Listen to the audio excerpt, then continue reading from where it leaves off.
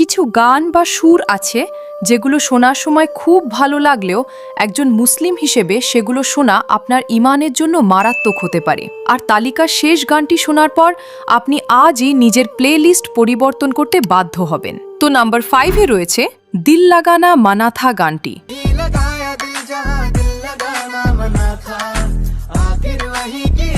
যেখানে আল্লাহ ছাড়া অন্যকে সিজদা করার কথা বলা হয়েছে। নাম্বার 4-এ আছে তুজমে রব দিখতা হে গানটি,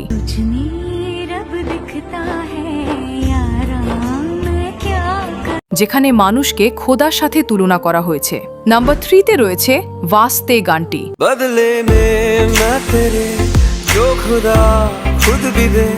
যেখানে জান্নাত এবং ঈমান দেওয়ার মতো ভয়ানক কথা বলা হয়েছে। নাম্বার 2-তে আছে আতিফ আসলামের তেরে লিয়ে গানটি,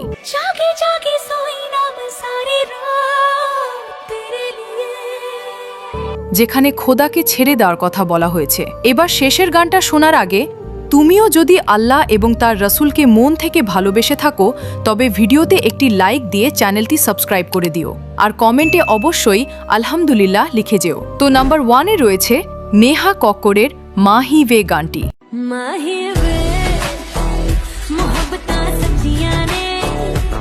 যেখানে রবের থেকেও বেশি কাউকে চাওয়ার দাবি করা হয়েছে।